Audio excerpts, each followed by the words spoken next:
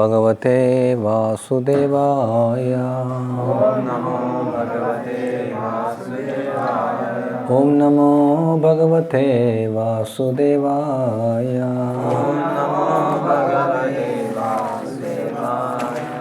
ఓం నమో భగవతే వాసుదేవాయ.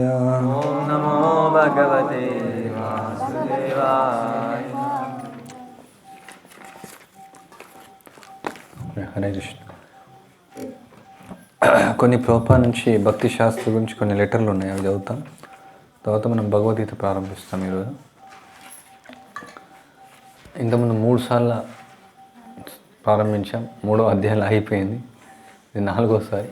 సో ప్రభుపాదకు గురువుకు ఆచార్య ప్రార్థిస్తాం మొత్తం 18 అధ్యాయాలు అయిపోవాలి. తర్వాత ఈశోపనిషత్తు ఉపదేశంతో భక్తి రసంతో మొత్తం అయిపోవాలంటే ముగించి దాన్ని మనం పరీక్షలు నిర్వహించాలి ఈసారి. కానీ యొక్క కోరిక. సో కృష్ణ వెళ్ళి కృష్ణ కృప ఉంటే అది చేస్తాం. అందరూ ప్రార్థించండి. సో ఇక్కడ భగవద్గీత ఈరోజు ప్రారంభిస్తాం.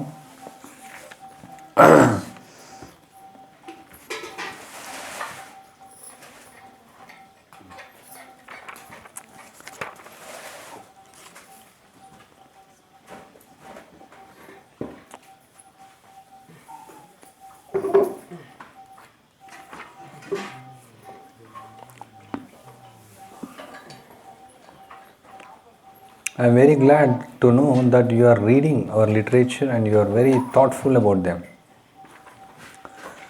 I am always happy to answer your questions, but you should practice to get answers from your husband and try to find them out by reading further in our books.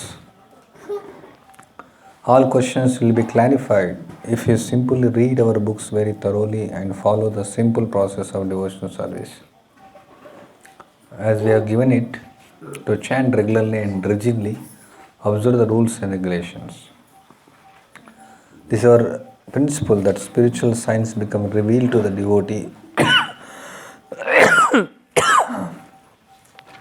from within the heart according to the degree of his surrender to Krishna. You are a very hopeful student and intelligent devotee, so you continue to pursue your devotional activities patiently and Krishna will open your path of Krishna consciousness.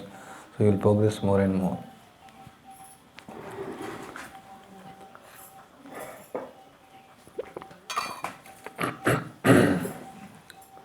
So ఇక్కడ ప్రభుపాద వారు చెప్తున్నారు, అంటే ఇక్కడ ఒక మాతాజీ ప్రశ్న అడిగారు.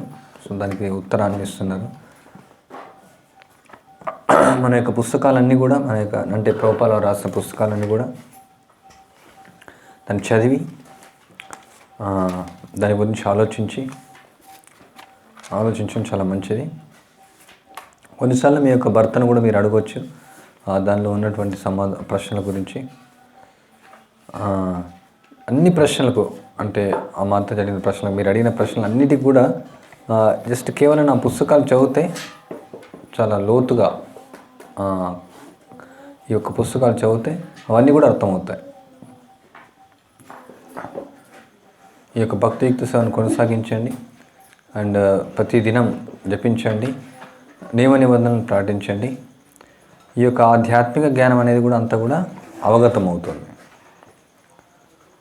మన యొక్క శరణాగతిని బట్టి ఎంతైతే శరణాగతి పొందుతామో కృష్ణుడికి అంత కృష్ణుడు మనకు వ్యక్తం చేస్తారు. నువ్వు బుద్ధిమంతురాలైనటువంటి భక్తురాలు, సో నీపైన చాలా ఆశలు ఉన్నాయి. ఓపికతో సహనంతో ఇక భక్తియుక్త సేవను కొనసాగించండి, మీరు ముందుకు వెళ్తారు. Please study our literature and work to spread the more moment of Lord Chaitanya. అంత ఆడకు వదిలే. Spread the movement, Lord Chaitanya, namely Sankirtan movement, and be happy. This is my desire. I am enclosing here with along your beads duly chanted, 1 sheet qualification and regulation of the devotees. So ఇక్కడ ప్రభుపాద ఉత్తరంలో ఉత్సాహాన్ని ఇస్తున్నారు మన యొక్క పుస్తకాలన్నీ కూడా చదవాలనేసి, దాంతోపాటు జపం కూడా చేయాలి. If anyone will read this Nectar of Devotion very carefully, he will have all guidance in Bhakti cult. So in the temple class, some portion of this book must be regularly discussed. ఎవరైతే ఈ భక్తి రసంతో చదువుతారో జాగ్రత్తగా ఈ యొక్క భక్తియుక్త సేవకు సంబంధించినటువంటి అన్నిటికీ మార్గదర్శకత లభిస్తుంది. సో రోజు జరిగేటువంటి మందిరం తరగతుల్లో ఈ యొక్క పుస్తకంలో కొంచెం భాగాన్ని మీరు చర్చించవచ్చు.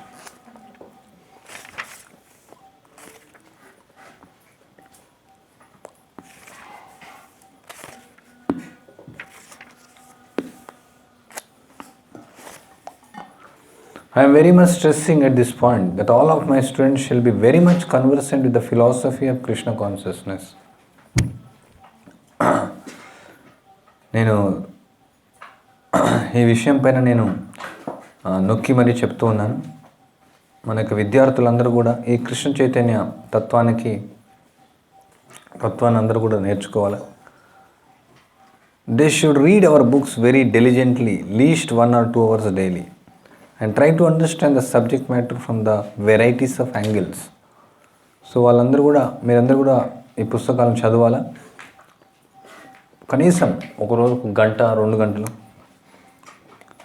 ఈ యొక్క దానిలో ఉన్నటువంటి విషయాలను వేరు కోణాల్లో అర్థం చేసుకోవడానికి ప్రయత్నించండి.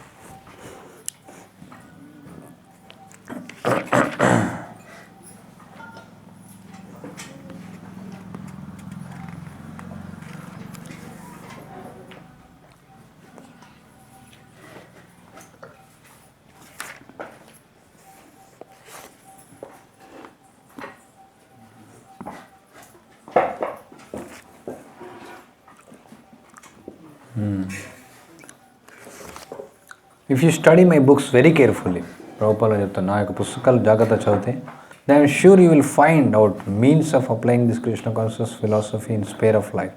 There is no limitation, simply it requires a little common sense practically. The main point is that Krishna is the center of all activities. Whatever is going on, whatever the activity may be, if Krishna is the center, that's all right. The details simply require a little common sense. Krishna చైతన్యంలో ఏదైతే అవసరమో, ఏ తత్వం అయితే అవసరమో అన్నీ కూడా ఈ పుస్తకాల్లో ఉన్నాయి. దానికి ఇంకిత జ్ఞానం అనేది ఉండాలి, దాన్ని ఎట్లా మనం అప్లై చేయాలనేసి. కాబట్టి అది చాలా సులభమైన విధానం.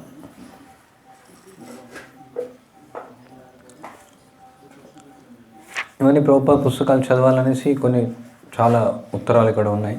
ఈ ప్రభుపాద చెప్తారు, నా పుస్తకాలు కేవలం అమ్మడం కోసమే కాదు, పుస్తక వితరణ చేయడం కోసం కాదు, చదవడం కోసం అని కూడా.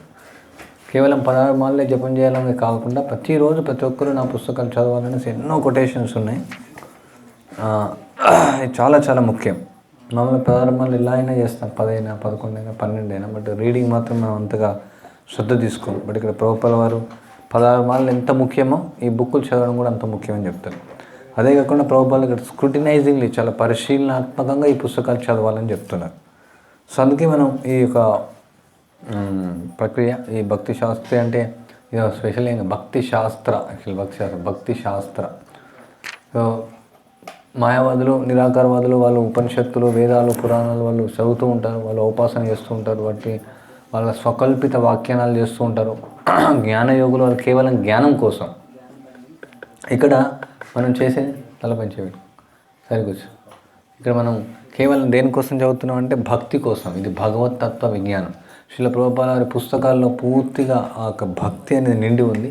ఈ పుస్తకాలు మనం అధ్యయనం చేయడం ద్వారా మనం భక్తియుక్త సేవలో మనం పురోగతిని సాధిస్తాం.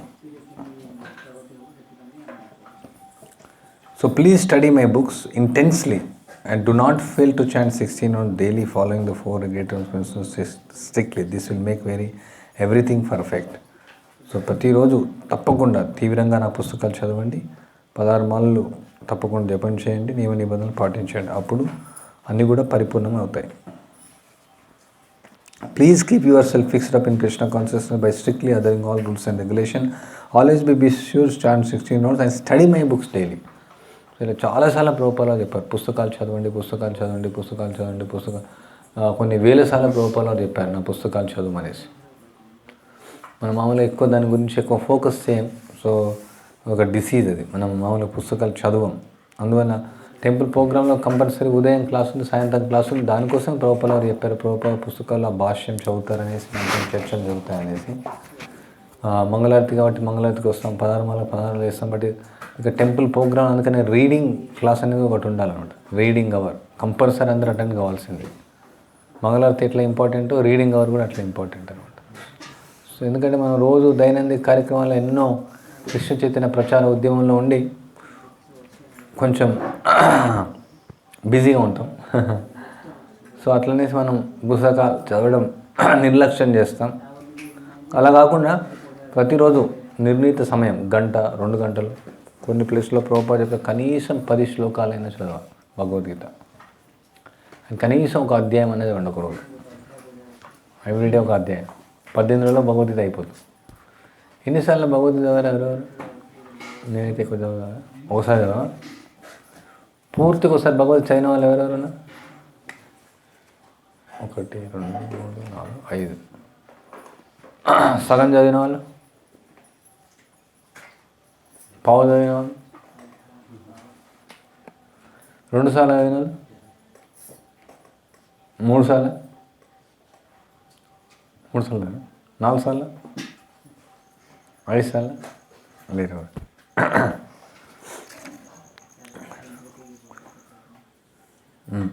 సో దీనికి ముందు యాక్చువల్గా మీరు క్లాస్కి వచ్చే ముందు భగవద్గీత చదవండి ఎప్పుడు టైం ఉంటప్పుడు. ఇది ఎంత చదివితేనే అంత మీకు అర్థం. ఏదైనా ఇప్పుడు మనం చదువుతున్నాం కాబట్టి చాలా ఇదేం భక్తి శాస్త్రం అంటే జస్ట్ డీటెయిల్గా స్టడీ చేయడం అంతే. మామూలు చదువుకుంటూ వెళ్తాం, కానీ మామూలుగా అబ్జర్వేషన్ లేదు, స్పెషల్ ఏం లేదు. పుస్తకం చదవడం అంతే భక్తి శాస్త్రం. కాబట్టి ఎగ్జామ్స్ ఎందుకు వేస్తున్నాం అంటే అట్లా మనకు దానిపైన ఇంకా ఫోకస్ ఎక్కువ అవుతుంది. మనం దాన్ని మెమరీ చేసుకుంటాం, చదువుతాం అనేసి, సీరియస్గా చదువుతాం అనేసి. సో ఇక్కడ భక్తి శాస్త్రాల ఎగ్జామ్ గురించి చాలా ప్లేస్లో ప్రభుపాల్ వారు చెప్తున్నారు. తప్పకుండా ఈ భక్తి శాస్త్ర పరీక్షలు నిర్వహించాలని బీజీబీసీకి ఆర్డర్ చేశారు. ఎవరైతే భక్తి శాస్త్ర పరీక్ష ఉత్తీర్ణ అవుతారో వాళ్ళకే బ్రాహ్మణ దీక్ష ఉంటుందని ప్రభుపాల్ వారు చెప్పారు. 2వ దీక్ష, మొదటి దీక్ష ఓకే కొన్ని లీనియన్స్ ఇవ్వచ్చు, బట్ 2వ దీక్ష మాత్రం భక్తి శాస్త్ర పరీక్ష ఉత్తీర్ణులవుతూనే ఉంటుందనేసి ఇప్పటికి కూడా నియమం ఉంది. అదే జరుగుతుంది.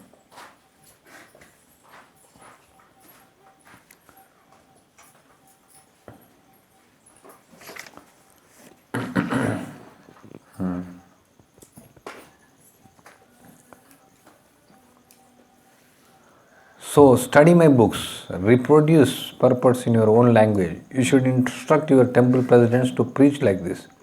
This is preaching. We have not got to invent something by our fertile brain for preaching. Everything is there. One who is expert for presenting these things before the audience so they can conveniently understood.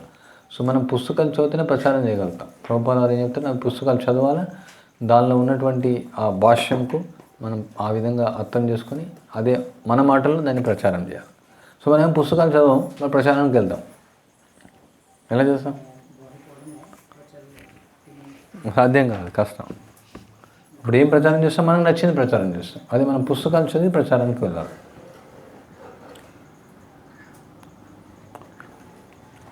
Yes, as a sannyasi, GBC should first study. You first duty to read my books. ఎవరికైనా సరే okay, కొత్త భక్తుల పుస్తకాలు చదవాలని కాదు. ప్రభుపాల్ చెప్తాను, even సన్యాసి అయినా సరే, జీబీసీ అయినా సరే, first duty study my books. Prabhupal అంత స్ట్రిక్ట్ చెప్తున్నారు, తప్పకుండా చదవాలి. జీబీసీ అయినా సరే, సన్యాసి అయినా సరే. Otherwise how will you preach? ఎలా చదువుతావు? ఎలా ప్రచారం చేస్తావు?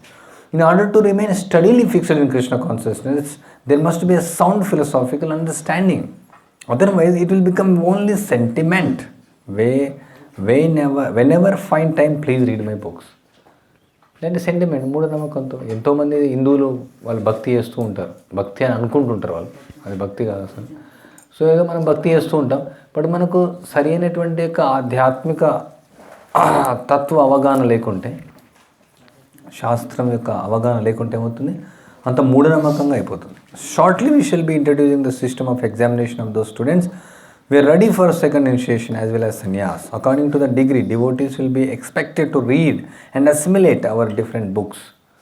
సో అందువల్ల అప్పటి నుంచే ప్రభుపాద వారు ఉన్నప్పుడే ఇక పరీక్షలు నిర్వహించారు. తప్పనిసరి ప్రతి ఒక్కరూ భక్తి శాస్త్ర పరీక్ష రాయాల్సిందే. మన పరీక్ష అంటే భయపడిపోతాం, మనకు జ్వరం వస్తుంటుంది. అందరికి వైరస్ వాళ్ళ జ్వరం వస్తే మనకి భక్తి శాస్త్ర ఎగ్జామ్ వల్ల జ్వరం వస్తుంది.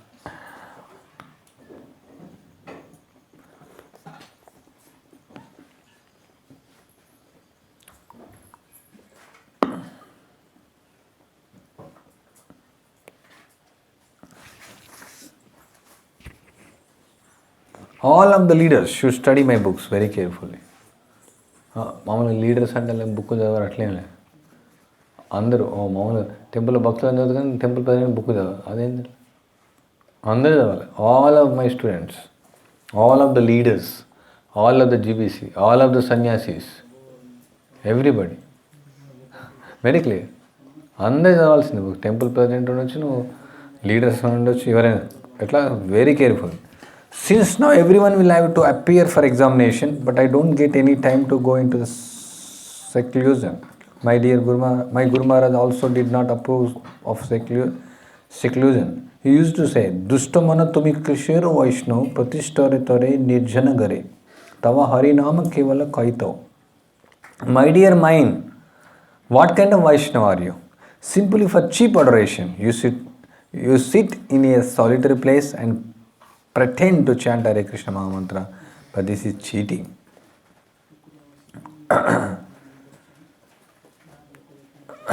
సో ఇప్పుడు అందరూ ఎగ్జామ్స్ రాయాల్సిందే. ఒంటరికి వెళ్ళి భజన చేయడం కదా, ఫస్ట్ పరీక్షలు రాయండి అని చెప్తున్నాను.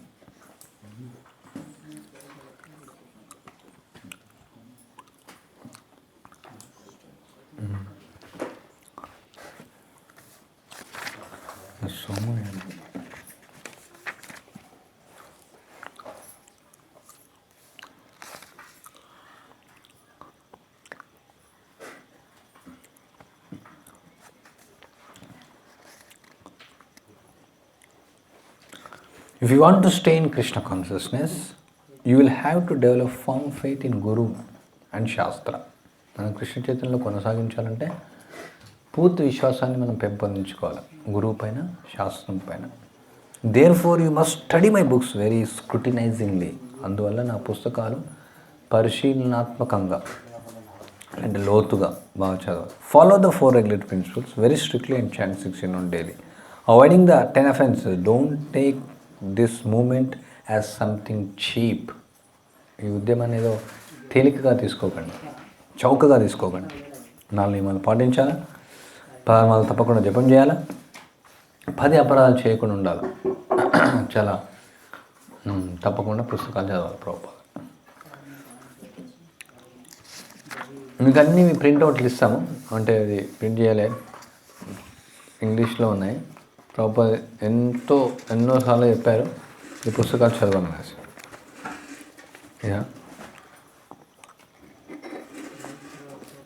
ఇడుందా భక్తి శాస్త్ర ఎగ్జామ్ ఇడుందా letter to కాళీప్రియ.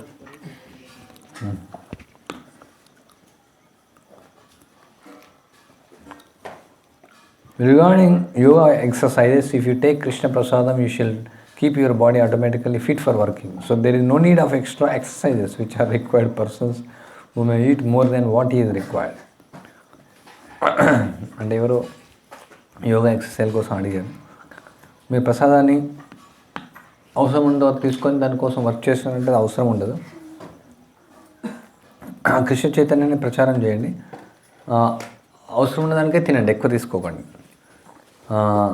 One should not endeavour ఆయన యొక్క సామర్థ్యం కంటే ఎక్కువ ప్రయత్నించాల్సిన అవసరం. One should not talk unnecessarily, అనవసరమైన విషయాలు మాట్లాడు. One should not stick with some extra regulatory principles, nor should one associate with persons who are not in Krishna consciousness. One should not be too much greedy. What one should be do chant holy name of the lord with faith, enthusiasm, conviction. వేరే examination లేదు ఇక్కడ. Yeah, I hope that you will all be expert enough in Krishna conscious science to pass examination and awarded with the title Bhakti Shastri, one who knows the principle of devotion service. So think over this matter, discuss it very carefully and Krishna will help you in all respects.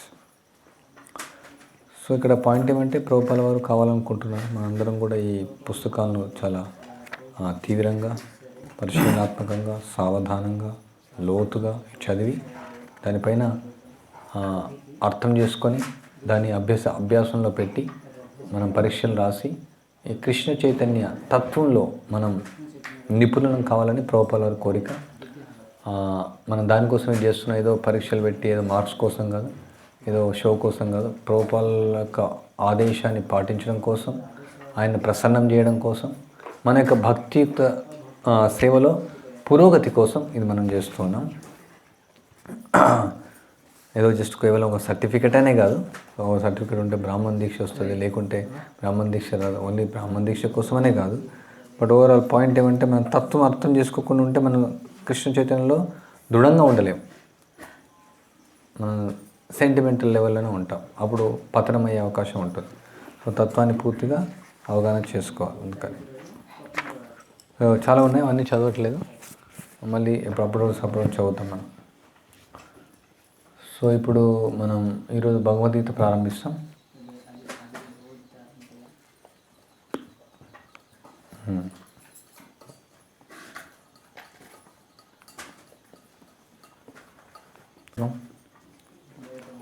చాలా చాలా ముఖ్యమైన పుస్తకం. ఎందుకు?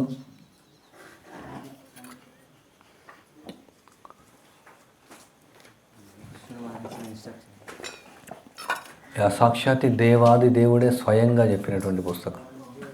సాక్షాత్తు కృష్ణుడు స్వయం భగవాన్, ఆయన ఈ బద్ధ జీవుని ఉద్ధరించడం కోసం చెప్పినటువంటి ఒక ఉపదేశాలు భగవద్గీత. సాక్షాత్తు భగవంతుడే. శృతి ఇంపార్టెంటే. శృతి అనేది వేద ప్రమాణాలు, సాక్షాత్తు భగవంతుని యొక్క వాక్కులు, అవన్నీ కూడా శృతులు. వేదో నారాయణో సాక్షాత్, వాటిని శృతులు అంటారు.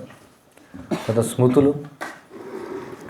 స్మృతులు వచ్చేసి ఋషులు ఈ శృతులను ఆచరించి, శృతి వాక్యాలను ఆచరించి వాళ్ళ యొక్క సాక్షాత్కారం ద్వారా వాళ్ళ రియలైజేషన్స్ అన్నీ కూడా స్మృతులు. తర్వాత న్యాయ. న్యాయ అంటే భగవంతుడు దేవాది దేవుడు, ఎందుకు, ఎలా,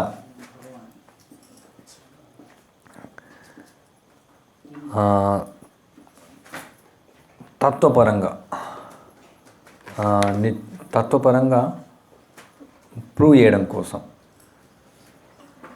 ఇచ్చేటువంటి శాస్త్రాలు న్యాయశాస్త్రాలు. ఎందుకు కృష్ణుడు భగవంతుడు, ఎలా ఆయన భగవంతుడు,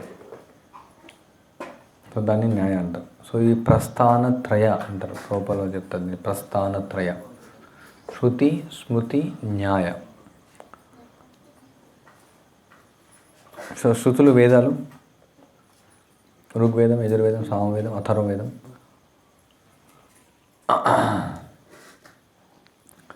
ఆ వేదం ఒకటే ఉండే యాక్చువల్గా.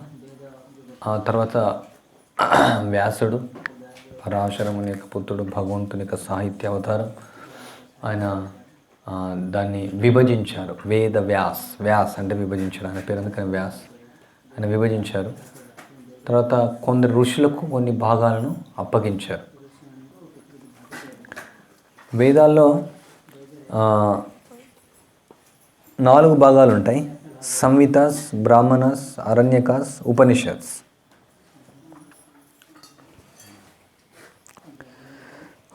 దీని గురించి డీటెయిల్గా కూడా నాకు తెలియదు ఈ సబ్జెక్ట్ మ్యాటర్.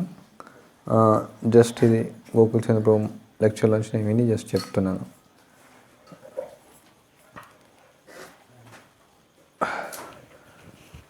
సో ఇక్కడ ఉపనిషత్తు కూడా వేదాల యొక్క భాగాలు, అవి కూడా శృతులే.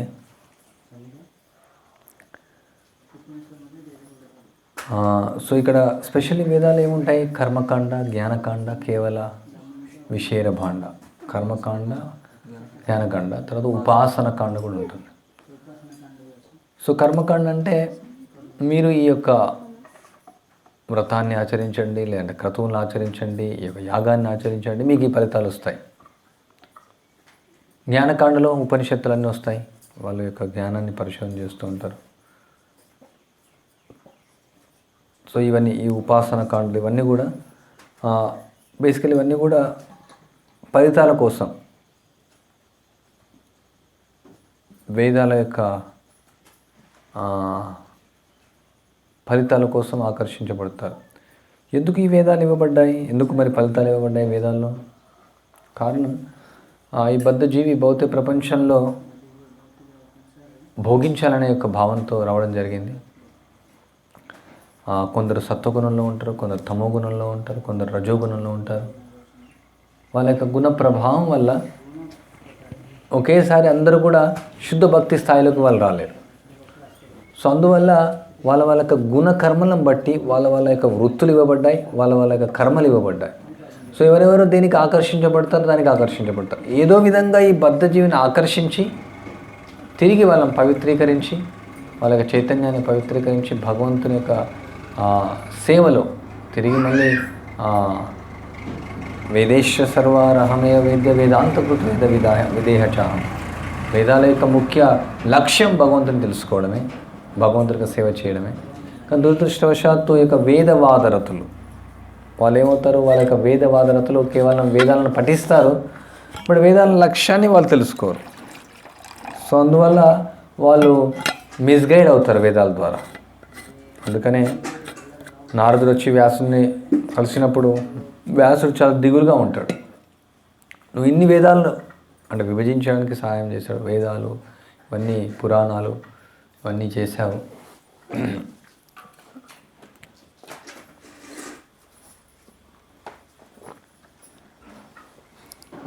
ఎందుకు నువ్వు దిగులుగా ఉన్నావు? సో అప్పుడు వ్యాసుడు చెప్తాడు, నేనంతా కూడా ఈ పరోక్షంగా భగవంతుని నేను కీర్తించాను, కానీ కలియుగంలో జనులు మందబుద్ధులు ఇవన్నీ అర్థం చేసుకుంటారు. సో వేదాలు ఇప్పుడు ఉన్నటువంటి వేదాలు యాక్చువల్లీ 6% మాత్రం ఉన్నాయి, 94% లాస్ అయినాయి. సో మొత్తం ఎన్ని ఉన్నాయంలో అథర్వ వేదంలో ఆయన అంగీర ఋషికి అప్పచెప్పబడినాయి.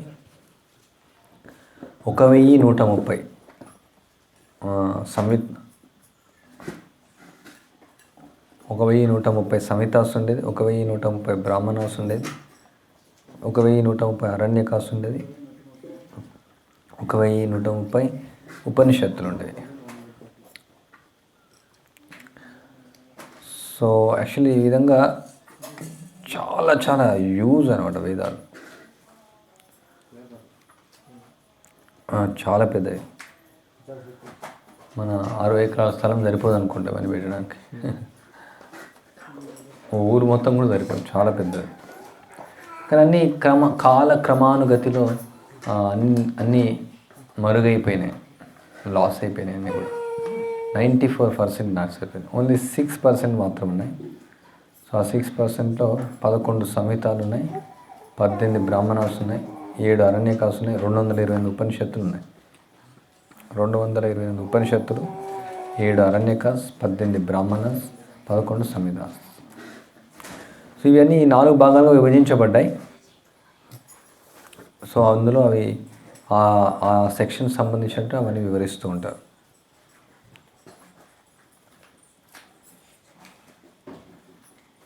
సో ఇవన్నీ ఎందుకు చెప్తున్నాం అంటే మెయిన్ పాయింట్, అసలు ఈ భగవద్గీత అంటే ఏమి, అసలు ఈ ప్రస్థానత్రయంలో దేనికి సంబంధించింది? సో ప్రస్థానత్రయంలో 3టికి సంబంధించింది భగవద్గీత. ఎలా అంటే అపౌరుషేయం వేదాలన్నీ కూడా. అపౌరుషేయుడు ఎవరు? కృష్ణుడు. ఆయన కృష్ణుడి నోటి నుంచే వచ్చింది కాబట్టి ఇది శృతి కిందికి కూడా వస్తుంది. తర్వాత ఇది స్మృతి కూడా. ఎలా స్మృతి? ఇది సాక్షాత్ మహాభారతంలో ఉన్నటువంటిది. మహాభారతంలో ఉన్నటువంటి ఒక ఇన్సిడెంట్ ఇది, యాక్చువల్గా మహాభారతంలో జరిగినటువంటి ఒక ఇన్సిడెంట్ ఇది. సో కాబట్టి అది పురాణం. సో కాబట్టి పురాణాలన్నీ కూడా స్మృతులు, ఋషుల యొక్క సాక్షాత్కారాలు. అది స్మృతిగా అని కూడా అనుకోవచ్చు. తర్వాత ఇది న్యాయ కూడా. ఈ షడ్దర్శనాలన్నీ కూడా న్యాయం కిందికి వస్తాయి. స్మృతులు అంటే పురాణాలన్నీ. సో న్యాయంలో ఏముంది? ఇట్లా భగవద్గీత మనం చూడొచ్చు. అసలు కృష్ణుడు ఎందుకు దేవాదేవుడు, ఎలా ఆయన నియంత్రిస్తున్నాడు. భగవద్గీత సెంటిమెంటల్ బుక్ కాదు అది. ఇట్లా మీరు నరకానికి వెళ్తారు, మీరు ఇది చేయకుండా ఇది వెళ్తారు, అది చేయకుండా అది వెళ్తారు, ఏం రీజన్ లేకుండా ఏదో ఒకటి చెప్పేది కాదు. అసలు ప్రతిదీ కూడా తత్వపరంగా చాలా న్యాయపూర్వకంగా, న్యాయ అంటే క్వశ్చన్, ప్రశ్నాతరంగా, ఊరికే నమ్మడానికి లేదు. మనం న్యాయస్థానం వెళ్తాం, అన్నీ ఆర్గ్యూ చేస్తూ ఉంటారు వాళ్ళు. అసలు ఎందుకు ఈ సెక్షన్ ఇట్లా ఉంది, ఈ సెక్షన్ ఇట్లా ఉంది, ఈ సెక్షన్ ఇట్లా ఉంది. సో ఇక్కడ కృష్ణుడు దేవాదేవుడు అని ఊరికే చెప్పట్లేదు, కృష్ణుడు చెప్తూ ఉన్నాడు. ఎట్లా కృష్ణుడు దేవాదేవుడు భగవద్గీత చదివితే మనకు అర్థమవుతుంది, ఈజీగా అర్థమవుతుంది. మనం గుడ్డిగా ఒప్పుకోవాల్సిన అవసరం లేదు. మనం చూడదు, అర్జున్ చెప్తా ఉన్నాడు, అహస్సారుష సర్వే దేవర్షి నారద అసితో దేవలో వ్యాస స్వయం బ్రవీషిమి. సో ఇది నేనే కాదు, అసితులు, దేవలదు, నారదుడు, ఈ ఋషులందరూ కూడా నువ్వు దేవాదేవుడు అని ఒప్పుకుంటున్నాను. ఈ ఊరికే అర్జునుడు ఓకే ఫ్రెండ్ కదా, ఆయన పక్క పడుకున్నాడు, ఆయన కొంచెం ప్రసాదం ఇచ్చాడు, ఊరికే ఆయన భగవద్గీత ఒప్పుకోవట్లేదు ఏదో ఫ్రెండ్ అనేసి. బట్ ఓల్ భగవద్గీత మనం చూడొచ్చు, కృష్ణుడు ఎలా దేవాదేవుడు, కృష్ణుడు ఎలా నియంత్రిస్తున్నాడు, కృష్ణుడు ఎలా ఈ యొక్క సమస్త సృష్టిని మెయింటైన్ చేస్తున్నాడు, ఎలా ఇది ప్రళయం జరుగుతుంది, ఎలా భగవంతుడు నిత్యో నిత్యానాం చేతనాం ఏకో భవనామో విదాతి కామాన్. సో న్యాయపూర్వకంగా, లాజికల్గా ఇక్కడ వివరించబడింది. కొన్నిసార్లు కొందరు మాట్లాడుతూ ఉంటారు, ఏం లాజిక్ ఉండదు అనమాట. న్యాయం అంటే లాజిక్, అసలు ఏం లాజిక్ లేకుండా ఊరికే మాట్లాడుతూ ఉంటారు. సో ఓల్ భగవద్గీత లాజికల్ అనమాట, ఇది వెరీ క్లియర్. ఇదేదో ఊరికే సెంటిమెంటల్ బుక్ కాదు. సో దీనిపైన మనం చర్చించవచ్చు. ఏం చెప్పారు, దేహినోస్మిన్ యథా దేహే కౌమారం యవ్వనంజర తదా దేహాంతర్ప్రాప్తి ధీరస్తత్రం. దీనిలో న్యాయం లేదా? దీనిలో లాజిక్ ఉంది. న్యాయం అంటే తెలుగులో అది వేరే అర్థం వస్తుంది, సంస్కృతంలో న్యాయం అంటే లాజిక్, తర్కం అని చెప్పొచ్చు. తర్కపూర్వకంగా ఉంది. ఎట్లా అంటే మనం దేహం కాదు ఇది, ఎలా మన దేహం కాదు ఊరికే చెప్పట్లేదు. ఎలా మనం దేహం కాదు, మనం చనిపోతే ఈ దేహం ఇక్కడే ఉంటుంది. తర్వాత ఇది మారుతూ ఉంది. ఇది దేహినోస్మిన్ యథా దేహే కౌమారం నుంచి యవ్వనం నుంచి వృద్ధాప్యం ముసలితనం. తర్వాత ఏ విధంగా ఒక శరీరం నుంచి ఇంకో శరీరం మారుతుందో ఈ మనిషి మారుతున్నాడు. సో మార్పు అనేది జరుగుతుంది, సేమ్ ఉండట్లేదు. సో అదేవిధంగా శరీరం పోయిన తర్వాత ఇంకో శరీరం వస్తుంది. సో ఇది తర్కపూర్వకంగా ఉంది. ఇది లేదు మనం శరీరం కాదంటే అప్పుడు మన ఎందుకు శరీరం అనేది మారుతూ ఉంది? మన ఆత్మ కాదంటే అప్పుడు శరీరం మారుతూ ఉంది. సో ఎందుకు ఈ మార్పు? 6 రకాలైనటువంటి మార్పు వస్తుంది. ఎలా వస్తుంది? సో ప్రతి శ్లోకం మనం చూడవచ్చు, తర్కపూర్వకంగా చెప్పినటువంటి శ్లోకము. కృష్ణుడు ఊరికే ఇట్లా చెప్పలేదు, ఓకే నోట్లోంచి ఏదొస్తే అది మాట్లాడట్లేదు. నిరాకారవాదులు అదే మాట్లాడుతుంటారు, మాయావాదులు వాళ్ళ నోట్లోంచి ఏదొస్తే అది మాట్లాడతారు. మోస్ట్లీ వాళ్ళ నోట్లోంచి ఏమొస్తుంది, వాళ్ళకి ఏది నచ్చుతుంది మాట్లాడతారు. వాళ్ళ నోట్లోంచి వాళ్ళకి ఏది నచ్చుతుంది మాట్లాడతారు. ప్రజలు మూర్ఖంగా వాళ్ళని నమ్ముతారు వాళ్ళు. సో కృష్ణుడు ఏదో సెంటిమెంటల్ బుక్ కాదు ఇది, భగవద్గీత అనేది ఫిలసాఫికల్ బుక్ ఇది. అందుకని ప్రభుపాల వారికి చెప్తారు, ఎంతోమంది యూనివర్సిటీ ప్రొఫెసర్స్, ఛాన్సలర్స్, యూనివర్సిటీ వాళ్ళు పెద్ద పండితులు, అంటే ఈవెన్ శాస్త్రపరంగా పండితులు, తర్వాత భౌతికంగా శాస్త్రజ్ఞులు అందరూ కూడా ప్రభుపాల పుస్తకానికి రివ్యూ ఇస్తారు, కీర్తిస్తారు. అవన్నీ కూడా భగవద్గీత ముందు ప్రింట్ చేయమని చెప్తారు.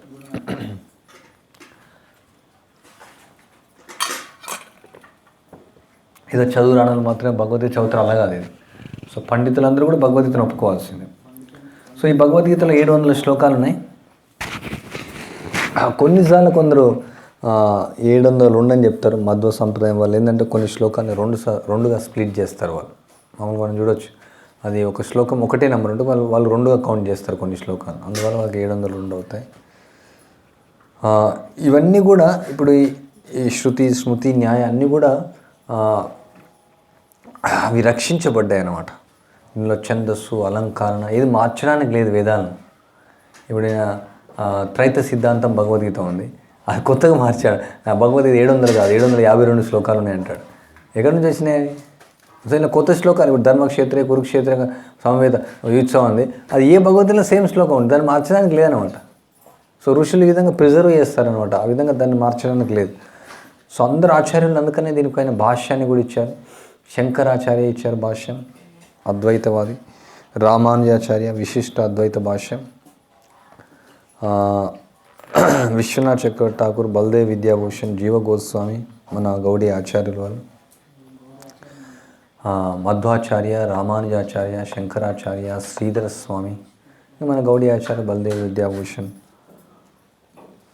జీవ గోస్వామి ఎన్నో కోటేషన్స్ కూడా ఇచ్చారు. భక్తినాథ్ ఠాకూర్ బెంగాల్లో ఇచ్చారు భాష.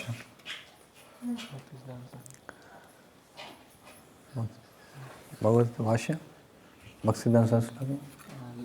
లీలామృతంలో ప్రభుపాద చదువుతారు ఓకే, భక్తిసిద్ధాంత సర్ ఠాకూర్. మన ఆచార్యులందరూ కూడా భగవద్గీత పైన కామెంటరీ ఇచ్చారు.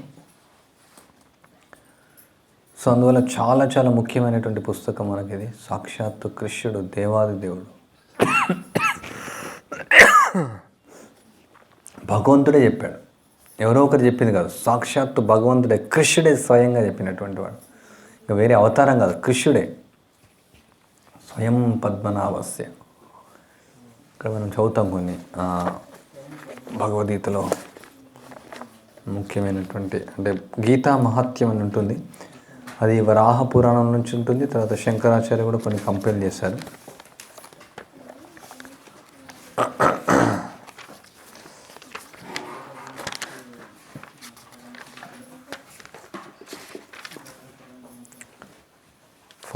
Page number. గీతాధ్యాయనశీలస్య ప్రాణాయామపరస్య చ ఏడుదా అంతకుముందు విష్ణు పదములాపతి భయశోకాది వచ్చింది. అంతకంటే ముందు బిఫోర్ పారాగ్రాఫ్ గీతాశాస్త్రం ఇదం పుణ్యం ఎప్పటే ప్రయత్న పుమాన్. భగవద్గీత ఉపదేశం చక్కగా అనుసరించినచో జీవితం సంబంధించిన సమస్త దుఃఖముల నుండి, శోకం నుండి మానవుడు విముక్తి పొందగలడు. భయశోకాది వర్జిత. మానవుడు ఈ జీవితంలోని అన్ని రకములైన భయం నుండి విముక్తుడు కాగలడు.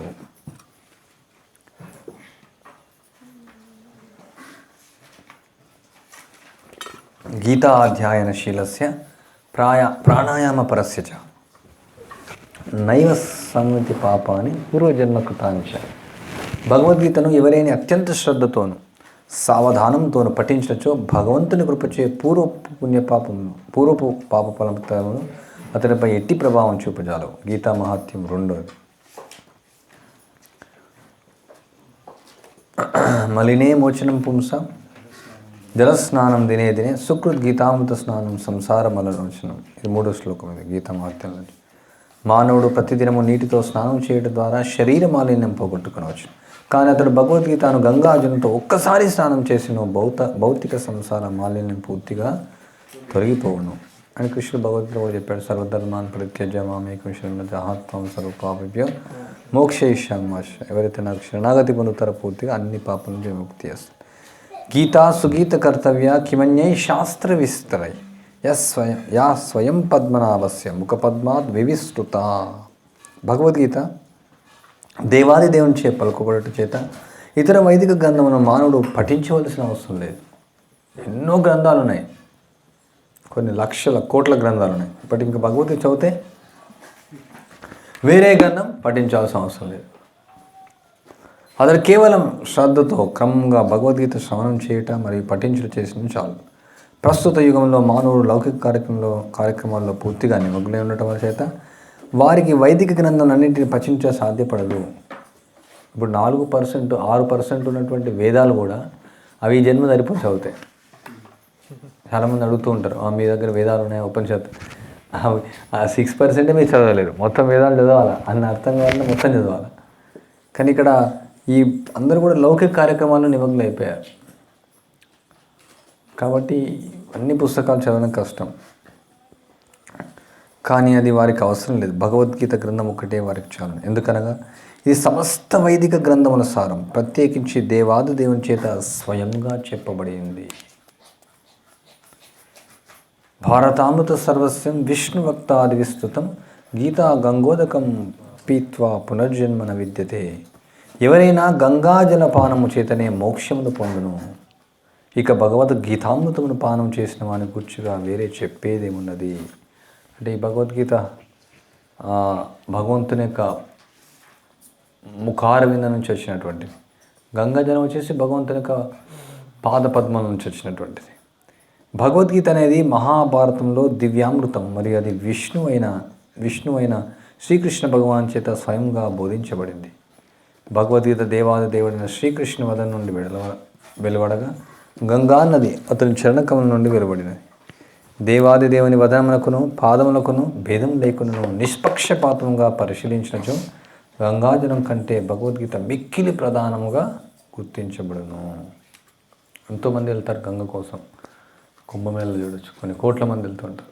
బట్ ఇక్కడే ఉండి మనం భగవద్ చదివి గంగా స్నానం కంటే కూడా ఎక్కువ పవిత్రం కావచ్చు మనం.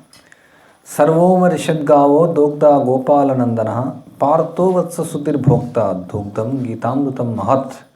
సర్వ ఉపనిషత్తుల సారమైన గీత ఉపనిషత్తు గోవు వంటిది.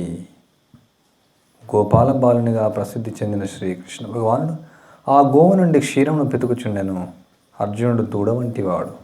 విద్వాంసులు మరియు శుద్ధ భక్తులు అమృతతుల్యమైన భగవద్గీత క్షీరమును పానం చేసిన వారయుండిరి. సర్వ ఉపనిషత్తులు, అన్ని ఉపనిషత్తుల సారమే భగవద్గీతలో ఉంది.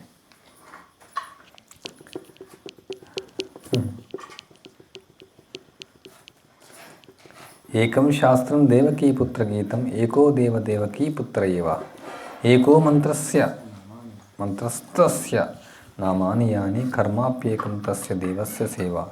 ప్రస్తుత కాలంలో జనులు ఒకే శాస్త్రము, ఒకే దేవుడు, ఒకే ధర్మం, ఒకే కర్మం ఉండవాలని ఎంతగానో వాంఛించుందరు. మామూలుగా అంటుంటారు అన్ని రిలీజన్స్ ఒకటే ఉండాలి, అంతా ఒకటే ఉండాలి, ఒకటే. కనుకనే ఏకం శాస్త్రం దేవకీ పుత్ర గీతం, ఒకే ఒక గ్రంథం ఉండనేమో. భగవద్గీత ఒకటే సమస్త ప్రపంచమునకు గ్రంథముగా అవుగాక. ఏకో దేవకీ పుత్ర ఏవ, సమస్త జగత్తుకు శ్రీకృష్ణ భగవానుడు ఒకడే దైవముగాక. ఏకో మంత్రస్తస్య నామాని యాని హరే కృష్ణ హరే కృష్ణ కృష్ణ కృష్ణ అని దేవాది దేవుని నామ సంకీర్తన ఒకటే ఏకైక రుక్కు మంత్రము ప్రార్థన. కర్మాప్యేకం తస్య దేవస్య సేవ, శ్రీకృష్ణ భగవాన్ సేవయే ఏకైక కర్మముగాక. ఎందుకంటే ఇక వేదాల్లో, పురాణాల్లో, ఉపనిషత్తులో మనం చదివితే వేరువేరు లక్ష్యాలు, వేరువేరు గోల్స్ ఎన్నో ఉంటాయి. మామూలుగా ఏకవేది, ద్వివేది, త్రివేది, చతుర్వేది అని ఉంటారు. వాళ్ళు అన్నీ చదువుతుంటారు. వాళ్ళ దగ్గరికి వెళ్ళి మీరు అడిగినారు అనుకోండి, మీ యొక్క లక్ష్యం ఏమి, మీ వేదాల్లో ఎన్నో లక్ష్యాలు ఉన్నాయి, ఎన్నో దారులు ఉన్నాయి. వాళ్ళు చెప్తారు ఇక్కడ ఈ చెరువు ఉంది, చెరువుకి ఎన్నో దారుల నుంచి వెళ్ళొచ్చు. సో ఎన్నో దారులు ఉన్నాయి. ఇప్పుడంతా కన్ఫ్యూజ్ అవుతూ ఉంటారు అనమాట, సందేహం అనమాట. కానీ ఇక్కడ సందేహం ఏమి లేదు, అన్నీ ఒకటే. కృష్ణుడే దేవాది దేవుడు, ఏకైక మంత్రం, ఏకైక శాస్త్రం, ఒకే ధర్మం, ఒకే మంత్రం. ఏం మంత్రం? హరే కృష్ణ హరే కృష్ణ కృష్ణ కృష్ణ హరే హరే హరే రామ హరే రామ రామ రామ హరే హరే.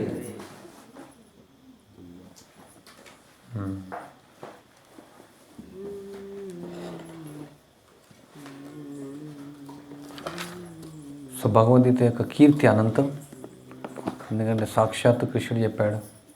ఎన్నో బుక్కులు ఎంతోమంది ఆథర్స్ రాస్తూ ఉంటారు, ఫేమస్ అవుతూ ఉంటాయి, తర్వాత మళ్ళీ అయిపోతూ ఉంటాయి, మళ్ళీ కొత్త బుక్కులు రాస్తారు. మనం చూడండి 5000 సంవత్సరాల క్రితం రాసినటువంటి బుక్ కూడా ఇంకా ఫేమస్గానే ఉంది, ప్రఖ్యాతి చెందిన బుక్గానే ఉంది. ఎందుకు? సాక్షాత్తు భగవంతుడు చెప్పినటువంటిది. భగవంతుడు చెప్పినటువంటి సామాన్యమైనటువంటి కాదు. ప్రతి శ్లోకం అమృతం భగవద్గీతలో, ప్రతి అధ్యాయం అమృతం, ప్రతి వాక్యం అమృతం, ప్రతి వాక్యం, ప్రతి లైన్ ఎంతో దివ్యమైనటువంటిది. సో జస్ట్ భగవద్గీత చదివి భగవద్ధామానికి వెళ్ళొచ్చు. శ్రవణం, కీర్తనం, స్మరణం, అర్చనం, వందనం, దాస్యం, సఖ్యం, ఆత్మనివేదనం, ఈ నవవిధ భక్తిలో ఏ ఒక్కటి చేసినా అయిపోతుంది. పూర్తిగా ఫుల్గా జస్ట్ భగవద్గీత చదివితే భగవద్ధామం వెళ్ళొచ్చు. జస్ట్ చదివితే వెళ్ళొచ్చా?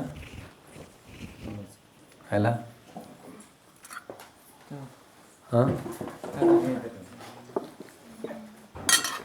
ఇప్పుడు ఎంతోమంది భగవద్గీత చదివారు, ఎంతోమంది 700 శ్లోకాలు వచ్చే వాళ్ళు. భగవద్గీత యాజ్ ఇట్ ఈజ్ చదవాలి. భగవద్గీత యాజ్ ఇట్ ఈజ్ చదవాలి. మనం అంతా ఆల్రెడీ చదివాం, మరి ఇంకా వెళ్ళట్లేదు. పూర్తి నమ్మకంతో ఇది ధ్యాస. ఇది ధ్యాస. అర్జున్ లాగా చదువుతా, అర్జున్ లాగా వింటే లాస్ట్లో ఈ లక్షణాలు వస్తాయి. నష్టో మోహ స్మృతిర్లబ్ధ లక్షణాలు వస్తే యా భగవద్గీత చదివితే ఏమవుతుంది? మనలో మార్పు అనేది కలగాల. భగవద్గీత చదవడం ద్వారా మనలో మార్పు అవుతుంది. మనం ఆ భగవద్గీతను అభ్యసిస్తాం. ఆ అభ్యసించడం ద్వారా మనం భగవద్ధామానికి వెళ్తాం. మనం చూడ జగన్నాథుని ఒక్కసారి మీరు చూస్తే చాలు, పునర్జన్మన నవిద్యతే, ఇంకా మళ్ళీ పునర్జన్మ లేదు.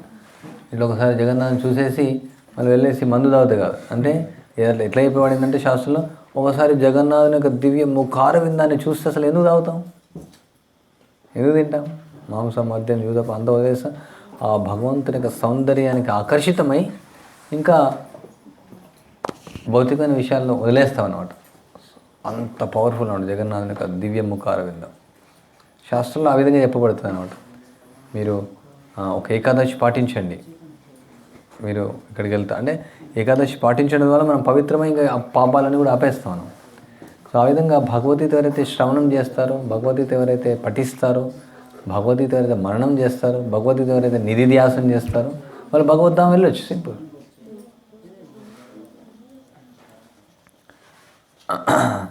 సో ఇది మనం భగవద్ధామానికి వెళ్ళడం కోసం ఇచ్చినటువంటి ఒక పుస్తకం భగవద్గీత. ముఖ్య ఉద్దేశం మన బద్ధ స్థితిలోంచి తీసివేసి భగవంతుని ధామానికి వెళ్ళడం. చూడండి ఎంత కండెన్స్ ఇది, ఎంత అమేజింగ్. దాని ద్వారా మనం తెలుసుకోవచ్చు కృష్ణుడు వేదాలు, ఉపనిషత్తులు, పురాణాలు అంతా చెప్పిన తర్వాత చివరికి లక్ష్యం చెప్పారు. ఎన్నో ఉన్నాయి, ఎన్నో వేదాలు, కొన్ని కోట్ల జన్మలు కావాలి అవన్నీ చదవాలంటే. అండ్ జస్ట్ 45 నిమిషాల్లో 700 శ్లోకాల్లో వేదాల యొక్క, ఉపనిషత్తుల యొక్క, పురాణాల యొక్క మొత్తం సారాంశం ఇచ్చేశారు. అసలు ఒకటే శ్లోకంలో అంతా ఉంది ఆల్రెడీ. సర్వధర్మాన్ పరిత్యజ మొత్తం వదిలేసి అని చెప్పారు. ఒక శ్లోకం చెప్తే అయిపోతుంది. మరి భగవద్గీత అంత ఎందుకు ఇంకా ఒక విధంగా చెప్పాలండి. కనీసం వాళ్ళు ఆ శ్లోకం ఒప్పుకొని వాళ్ళు ఈ విధంగా చదువుతారు. మీరు కర్మయోగం అని చెప్పారు, ఇది కాదు. జ్ఞానయోగం చెప్పారు, ఇది కాదు. ధ్యానయోగం అని చెప్పారు, ఇది కాదు. ఒకటి భక్తి యోగం. భక్తి యోగంలో మాత్రమే ఇది సాధ్యమవుతుంది. ఇది ఇందులో 3వ బుక్ ఇక్కడ మూడోది.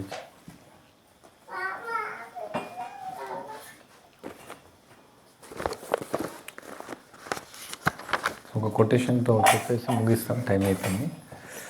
Actually Bhagavad Gita is finished in 17th chapter. The 18th chapter is a supplementary summarization of the topics discussed before. Bhagavad Gita 17 అధ్యాయాల్లోనే ముగిసింది. మనం 18వ అధ్యాయంలో చూడవచ్చు. మళ్ళీ అన్ని మొదటి నుంచి వస్తాయి. అన్ని మొత్తం 18 అధ్యాయాలు అంతా కూడా 17 అధ్యాయాలు చెప్పిందంతా కూడా మళ్ళీ సమ్మరైజేషన్లో వస్తుంది అనమాట. In every chapter of Bhagavad Gita, the Prabhupada quotation, in every chapter of Bhagavad Gita, Lord Krishna stresses that devotion service unto the Supreme Personality of Godhead is the ultimate goal of life. చూడండి, ప్రతి అధ్యాయంలో కృష్ణుడు నొక్కి చెప్తూ ఉన్నాడు, ఏమది? భక్తియుక్త సేవయే అంతిమ లక్ష్యం, అత్యున్నత లక్ష్యం, చివరి లక్ష్యం. The same point is summarized in the 18th chapter as the most confidential path of the knowledge. ఈ యొక్క 18వ అధ్యాయంలో అదే విషయం చెప్పబడింది. గుహ్యాతి గుహ్యతరమైనటువంటి ఒక జ్ఞానం. The first 6 chapters stress was given to devotional service. మొదటి 6 అధ్యాయాలు భక్తియుక్త సేవకు ప్రాధాన్యతనిచ్చినాయి. శ్లోకం యోగినామపి సర్వేషం. Yes. In the first 6 chapters, stress was given to devotional service. Yoginamapi sarvesham. Of all yogis, a transcendentalist, one who always thinks of me within himself is the best. మొదటి 6 అధ్యాయాల్లో భక్తియుక్త సేవకు ప్రాధాన్యత ఇచ్చాయి. ఏం చెప్పారు ఈ శ్లోకంలో? యోగినామపి సర్వేషం మద్గతే అంత శ్రద్ధావాన్ భజతే యో మాం సమేయుక్తమో మతః. అన్నిటికంటే ముఖ్యం నా యొక్క భక్తియుక్త సేవ. In next 6 chapters, pure devotional service and its nature and activity were discussed. తర్వాత 6 అధ్యాయాల్లో పవిత్రమైనటువంటి భక్తియుక్త సేవ, దాని యొక్క స్వభావం, దాని యొక్క చర్యలు, దాని యొక్క activities చర్చించబడ్డాయి. In third 6 chapters, knowledge and renunciation, the activities of the material nature and the transcendental nature and devotional service were described. తర్వాత 6 అధ్యాయాల్లో భౌతికమైనటువంటి ప్రకృతి యొక్క గురించి, దివ్యమైనటువంటి ప్రకృతి గురించి, దైవీ ప్రకృతి యోగం, దైవాసురం సంపద గురించి, భక్తియుక్త సేవ గురించి వివరించబడింది. It was concluded that all acts should be performed in the conjunction with the Supreme Lord. చివరికి ఎలా ముగించబడిందంటే అన్నీ కూడా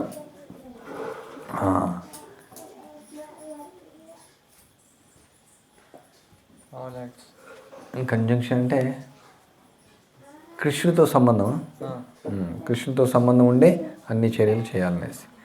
represented by the words Om tat sat which indicate Vishnu. ఉదాహరణకు అక్కడ ఓం తత్సస్ అనేది అది కూడా విష్ణుని సూచిస్తుంది, ద సుప్రీం పర్సన్, దేవాది దేవుడు. The third part of Bhagavad Gita he's shown that devotion service and nothing else. అంటే మూడవ భాగం భగవద్గీత ఏం చెప్తుంది, భక్తియుక్త సేవే, వేరే ఏం లేదు. Is ultimate purpose of life. అది జీవితం యొక్క పరిపూర్ణమైన ఉద్దేశం, చివరి ఉద్దేశం. This has been established by citing past acharyas and Brahma Sutra, the Vedanta Sutra. Certain impersonalists consider themselves to have a monopoly on knowledge of Vedanta Sutra, but actually the Vedanta Sutra is meant for understanding devotional service. For the Lord himself is the composer of the Vedanta Sutra and is its knower. That is described in 15th chapter. In every scripture, every Veda, devotional service is objective. That is explained in Bhagavad Gita. చాలామంది తప్పుగా అర్థం చేసుకుంటారు ప్రభుపాద్. మామూలు scholars ఉంటారు, పండితులు, మీ స్వామీజీ ఎట్లా రాస్తారు కానీ భగవద్ కర్మయోగం భక్తి యోగం అని చెప్తారు, జ్ఞానయోగం భక్తి యోగం అని చెప్తారు, ధ్యానయోగం భక్తి యోగం అని చెప్తారు, ఏమున్నా కృష్ణ అని చెప్తారు. అది ప్రభుపాద్ ఎక్స్ట్రెస్లోనే కాదు, బట్ రియాలిటీ అదనమాట. భగవద్గీతలో భక్తి తప్ప వేరేం లేదు. అది ఇక్కడ ప్రభుపాద్ చెప్తున్నారు, ద నథింగ్ ఎల్స్, ఓన్లీ భక్తి. భగవద్గీత ఏం యోగా, భక్తి యోగా, ఒకే ఒకటి, ఏకం శాస్త్రం దేవకి, ఓన్లీ భగవంతుని సర. భగవద్గీత ఓన్లీ భక్తి యోగం, వేరే యోగం ఏం లేవు. అదే చెప్తున్నారు ప్రభుపాల్ వారు. ఇక్కడ ఆచార్యులందరూ కూడా అదే చెప్తున్నారు. In every scripture, not only Bhagavad Gita, ప్రతి శాస్త్రం, ఎవ్రీ వేద, ప్రతి వేదం, డివోషనల్ సర్వీస్ ఇది ఆబ్జెక్టివ్. భక్తియుక్త సేవే ముఖ్యమైనటువంటి లక్ష్యం. That is the explain in Bhagavad Gita. అది భగవద్గీత వివరించాడు. దీన్ని భగవద్గీత యథాతథం. ఒక వ్యక్తి నన్ను అడిగాడు, మీరు పేరేమో యథాతథం పెట్టారు, మీరు రాయడం మాత్రం అన్ని మార్చేశారు మీ స్వామీజీ అని చెప్తారు. ఒకటి శివరామ్ మహారాజ్ ఒక బుక్ రాశారు, భక్తి వేదాంత పర్పస్ అనేసి. దానిలో డీటెయిల్గా మహారాజ్ అంటే ఇక ప్రొఫెసర్స్ పండితులు ఉంటారు, నామమాత్రం బయటిగా తత్వవేత్తలు అని చెప్తుంటారు, వాళ్ళ క్వశ్చన్స్కి అంతా ఆయన ఆన్సర్ చేసినాడు తత్వపరంగా. ఎట్లా భగవద్గీతలో ప్రభుపాద్ ఏమాత్రం మార్చలేదు, ఒక వాక్యాన్ని కూడా మార్చలేదు. భగవద్గీతలో కర్మయోగం, జ్ఞానయోగం, ధ్యానయోగం చేయమని చెప్పలేదు. చెప్పారా ఎక్కడన్నా ఉందా? ఓకే, 46 శ్లోకాలు చెప్పారు ధ్యానం గురించి. ఇట్లా ఏమని చెప్పారు, ఇట్లా కూర్చోమని చెప్పారు, తర్వాత ఇట్లా ఏమని చెప్పారు, ఏం చెప్పారు 6వ అధ్యాయంలో ఏం చెప్పారు, యోగినామి సర్వేషాం మార్గతే అంతరాత్మ. కొన్నిసార్లు వస్తూ ఉంటారు, మీరే చెప్పారు అంట. ఫస్ట్ మనం ఇక్కడ చర్చిస్తూ ఉన్నాం ఇక్కడ. ఓకే, ఈ టెంపుల్ కట్టాలనుకున్నాం, మొదట్లో ఏమనుకున్నాం, స్లాబ్ వేస్తాం అనుకున్నాం. ఈ స్లాబ్ వేయకూడదు, సిమెంట్ ఇది వేస్ట్ అనుకున్నాం. తర్వాత ఏమనుకున్నాం, గుడిసేద్దాం అనుకున్నాం. గుడిసేస్తే అంత ఎలకలు వస్తాయి, వేస్ట్ అయిపోతుంది. తర్వాత సున్నంతో కడదాం అనుకున్నాం, సున్నం వస్తే సున్నం రాదు. బట్ చివరికి పెంకలతో అయింది. బట్ పాయింట్ ఏంది, ఎండ్లో ఏమైంది, అది ఇంపార్టెంట్. మీరు స్లాబ్ ఏమని చెప్పారు, మీరు పొడిస్ ఏమని చెప్పారు, మీరు అదే ఏమని చెప్పారు, బట్ అందుకనే చివరికి ఏమైనా చాలాసార్లు కన్ఫ్యూజ్ అవుతుంటారు. మనం డిస్కస్ చేస్తుంటే ఏదైనా విషయం గురించి, మనం జొన్నలు వేద్దామా, సద్దలు వేద్దామా, రాగులు వేద్దామా, కందులు వేద్దామా, పెసలు వేద్దామా, 2 గంటలు 3 గంటలు డిస్కషన్ అవుతుంది. మళ్ళీ అక్కడికి వెళ్ళి చూసే వరకు వేరే ఏదో చేసేస్తారు. మీరే చెప్పారు కదా అంటారు. బట్ ఎండులో ఏమైంది, అసలు చివరి ఎండులో ఏమైంది, సర్వధర్మాన్ పరిత్యజ్య మామేకం శరణం అహత్వం, ఇదంతా చెప్పాడు. అంత వదిలే, నీకెందుకు ఆ ధర్మాలే వద్దు, ఏ ధర్మం వద్దు, అన్ని ధర్మాలు, కర్మయుగంలో ధర్మం వద్దు, జ్ఞానం, నువ్వేంటి నాకు శరణాగతి పొందమని చెప్తున్నాను విషయం. సో అందువల్ల ఓల్ భగవద్గీత ఓన్లీ భక్తి yoga only. The purpose of Bhagavad Gita భక్తి యోగ, భక్తి కోసం. లేదంటే కృష్ణుడు వచ్చేసి కర్మయోగం ఏమని చెప్తాడా అంటే, ఏమన్నా నువ్వు జ్ఞానయోగం ఏమని చెప్తాడా? సాక్షాత్ కృష్ణుడు ఎట్లా మోసం చేస్తాడు మనం? ఓకే, వేదాలంటే మోసం చేస్తున్నాయి, వేదాలు చీటింగ్ చేస్తున్నాయి బేసికల్గా. అంటే ఇండైరెక్ట్గా చెప్తున్నాడు, మీరు తినొచ్చు, ఏదైనా తినొచ్చు అని చెప్తాను. అంటే ఏదైనా మాంసం కూడా తినొచ్చు, అట్లా ఇండైరెక్ట్గా అన్నాడు. నువ్వు ఏం తినాలని చెప్పాలా? సో ఇక్కడ వేదాలు ఏం చెప్తున్నాయి, ఓ ఇంద్రో అంటే ఇంద్రుడే దేవాదేవుడు. అంటే ఇంద్ర అంటే ఇంద్రుడు, విష్ణు సహస్రనామం చూడు, ఇంద్రుడు అంటే విష్ణువే. You are Brahman. బ్రహ్మన్ అంటే మన కోసం చెప్పినప్పుడు మనం అది భగవంతుని యొక్క అంశాన్ని వస్తుంది అక్కడ. బట్ బ్రహ్మన్ అని భగవంతుని కూడా చెప్పబడింది. బ్రహ్మన్ అంటే భగవంతునికి చెప్పబడింది, బ్రహ్మన్ అంటే జీవునికి చెప్పబడింది, బ్రహ్మన్ అంటే ప్రధానకు చెప్పబడింది. అందరూ ఏమనుకోండి, ఓ నేను బ్రహ్మన్, ఓ నేనే ఇంద్రుడిని, నేను ఇక్కడ వేదాల్లో ఇంద్రుని గురించి నువ్వు వేదాల్లో ఇంద్రుని గురించి కీర్తించుకోలే. వేదాల్లో అసలు ఇంద్రుని గురించి లేదు, అసలు వేదాల్లో దేవతల గురించి లేదు. ఇక అదే చెప్తున్నా ప్రభుపాద, ఎవ్రీ వేద. మరి దేవతారాధన అంటే అది నువ్వు ఆ విధంగా వ్యాఖ్యానం చేసుకున్నావు అంతే. అందుకనే ఇండైరెక్ట్లీ గ్లోరిఫైడ్, పరోక్షంగా. ఎట్లా వ్యాసుడు సాహిత్య అవతారం ఉండి దేవతలను కీర్తిస్తాడు అందులో? సాక్షాత్తు భగవంతుడు ఆయన వచ్చి ఎట్లా మిస్గైడ్ చేస్తాడు జనం? సో అందుకనే మనం అర్థం చేసుకునే విధానం అనమాట. అందుకనే శాస్త్రంలో ఆధ్యాత్మిక, ఆది భౌతిక, ఆది దైవిక. సో అందుకనే ఆది భౌతిక స్థాయిలో ఉన్నటువంటి వ్యక్తులు ఏం చేస్తారు, ఓ అవును కృష్ణుడు కూడా ఆయన అబద్ధాలు ఆడమని చెప్పాడు, ధర్మరాజు అబద్ధం ఆడమని చెప్పాడు. కృష్ణుడు కర్ణుని మోసం చేశాడు, కృష్ణుడు మోసం చేశాడు, కర్ణుడు మోసం చేశాడు. మహాభారతం కూడా తప్పుగా అర్థం చేసుకోవచ్చు. మేము మహాభారతం వినేసి కూడా తప్పు దారిలో పట్టవచ్చు కూడా. ఓ కృష్ణుడే ఇతరుల వస్త్రాలు దొంగిలించారు మాకే. అందుకని భౌతికమైన దృష్టితో అర్థం కాదు. ఆధ్యాత్మిక, ఆది భౌతిక, ఆది దైవిక. యాక్చువల్లీ ఇవన్నీ కూడా ట్రాన్సెండెంటల్, వేదాలన్నీ కూడా ట్రాన్సెండెంటల్. మనం చూడొచ్చు మధ్వాచార్య చాలాసార్లు వేదాలే కోట్ చేస్తూ ఉంటారు. వేదాలు కూడా కృష్ణుడి గురించి, అయ్యి వేదాలన్నీ కృష్ణుడి గురించే ఉన్నాయి, వేదాలన్నీ కృష్ణుడి గురించే ఉన్నాయి. మనం అనుకోవచ్చు మనకు అన్ని వేదాలు మిస్ అయిపోయినాయి, మేబీ మనం వేదాలు చదువుకుంటే బాగుండేమో. ప్రభుపాద అన్నారు actually, I want to translate in Vedas Upanishads. చాలాసార్లు కొన్ని కొటేషన్స్ ఉన్నాయి, ఉపనిషత్స్ వేదాలు కూడా ట్రాన్స్లేట్ చేయాలనుకున్నారు. అంటే అందులో కృష్ణుడి గురించి లేవని కాదు ప్రభుపాద ట్రాన్స్లేట్ చేయండి, ప్రభుపాద టైం లేదు. అన్ని వేదాలు కృష్ణుడి గురించే క్లియర్గా భగవద్గీత కృష్ణ వేదేశ సర్వారామే వేద్యం వేదాంతకృత్ వేద విదేహ చాహం. నా కోసమే ఉన్నాయి వేదాలన్నీ కూడా. అంతిమ లక్షణం తెలుసుకోవడం అంటే కృష్ణుడి గురించే కదా. మన అల్టిమేట్ పర్పస్ అదంటే దానికోసం. మనం ఇప్పుడు ట్రైన్లో వెళ్తున్నాం, ఎక్కడ వెళ్తున్నాం అంటే బాంబే వెళ్తున్నాం. లేదా నువ్వు శ్రీకాకుళం వెళ్తున్నావు, నువ్వు వైజాగ్ వెళ్తున్నావు, నువ్వు విజయవాడ వెళ్తున్నావు, నువ్వు వరంగల్ వెళ్తున్నావు, నువ్వు ఇక్కడ ఇండియా వస్తుంది దాన్ని సికింద్రాబాద్ వస్తా సరే, ఏదో 100,00,000 స్టేషన్లు వస్తాయి. ఎక్కడ వెళ్తాడు, ట్రైన్ అక్కడికి వైజాగ్ వెళ్తుంది. నేను వైజాగ్ వెళ్ళట్లే, ఇది బాంబేకి వెళ్తుంది. ఈ ట్రైన్ విజయవాడ వెళ్తలేదు, విజయవాడ అది బాంబే వెళ్తుంది బట్ విజయవాడ నుంచి వెళ్తుంది. బట్ ఆ ట్రైన్ అనేది బాంబే వెళ్తున్నాం, మనం వెళ్ళేది బాంబే కోసం. సో వేదాలు కూడా అంతిమ లక్ష్యం అది. కాబట్టి ఇక్కడ క్లియర్గా అర్థం అవుతుంది. మొదటి ఆరాధ్యాలు భక్తి గురించి చెప్పారు, ఎస్. బట్ ఏం చెప్పు, మొదటి ఆరాధ్యాలు ఎసెన్స్ 47 శ్లోకాలు ఉంది. యోగినామపి సర్వేషాం 46 శ్లోకాలంతా యోగా ఏమని చెప్పేసి ఇదంతా వేస్ట్ అని చెప్పేసి నువ్వు భక్తి అంటే మీనింగ్ ఏంటది అంటే ఇది వేస్ట్, నువ్వు చేయలేవు. అర్జునుడు ఏం చెప్తున్నాడు, నాకు చంచలమీ మన కృష్ణ ప్రమాది బలభద్రుడు, నేను గాలిని కూడా నేను ఆపుతాను, దీన్ని ఆపలేను. అయితే నువ్వు వద్దనేసి ఓకే నువ్వు యోగా చేసుకోవద్దు, నువ్వు యోగా చేయలేవు, భక్తి ఏమి. అది ఎసెన్స్ ఏంది అది అన్నమాట. ఓల్ 6 చాప్టర్లో కూడా అదే ఎసెన్స్. 2nd చాప్టర్లో అర్జునే కన్ఫ్యూజ్ అవుతాడంట.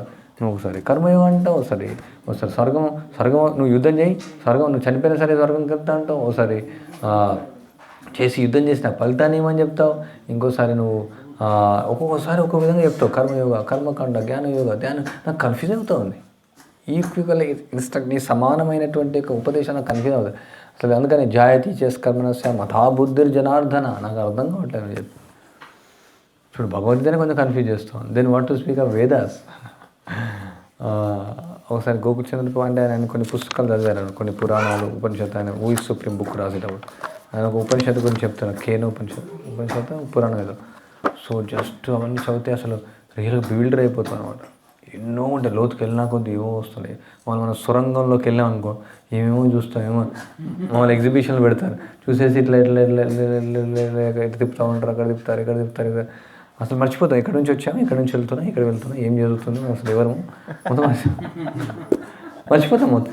సో ఇప్పుడు మనం వేదాల్లోకి వెళ్ళాం అనుకో అంత ఏమవుతుంది లేదనమాట. అందుకని జనాలు చూడండి వాళ్ళు ఎంత షార్ప్ ఉంటారు, వాళ్ళకి ఎంత ఇంటెలిజెన్స్. వాళ్ళు బ్రాహ్మణస్ వాళ్ళు వేదాలు పఠిస్తారు, వీళ్ళు వేదవాద రతులు అంతా కూడా అంటే జస్ట్ చతుర్వేద అంటే మొత్తం జస్ట్ ఈ వేదాలు వినే చెప్పేస్తారు మొత్తం.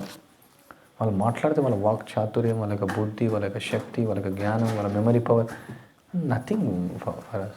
బట్ ఏమైంది అందుకనే భక్త్యామాం అభిజానాతి, భక్తులకైనా అర్థం అవుతుంది. కర్మామా అభిజానాతి, జ్ఞానమాం అభిజానాతి, ధ్యానమాం అభిజానాతి అని చెప్పలేదు. మరి ఎందుకు కర్మయోగ జ్ఞానయోగ ధ్యానయోగ ఇచ్చారు భగవద్గీతలో పేర్లు?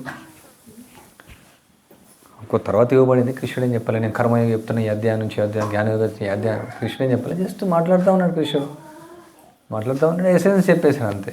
ఏం చెప్పేశాను సార్? ఎసెన్స్ ఏం చెప్పాడు కృష్ణుడు భగవద్గీతలో? అదే ఎసెన్స్ అంతే, అదే ఎసెన్స్.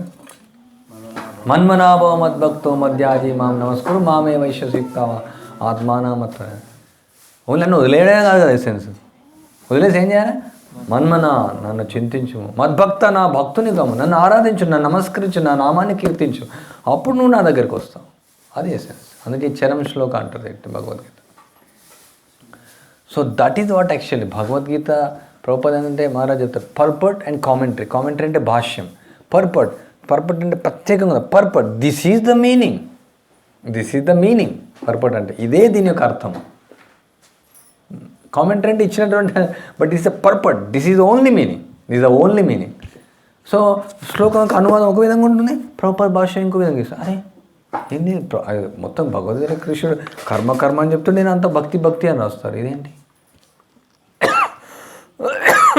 మనం చాలా కన్ఫ్యూజ్ అవుతుంది. సో నాకు కన్ఫ్యూజన్ కాకుండా అందుకని భగవద్గీత యాజ్ ఇట్ ఈజ్ ఉన్నది ఉన్నట్లు అన్నాడు భగవద్గీత. ఉన్నది ఉన్నట్లంటే దాని అర్థం అది ఉన్నది ఉన్నట్లు మార్చు. కృష్ణుని యొక్క ఉద్దేశం, కృష్ణుడు భగవద్గీత చెప్పినటువంటి ఉద్దేశానికి. So Prabhupada, why you have to give commentary?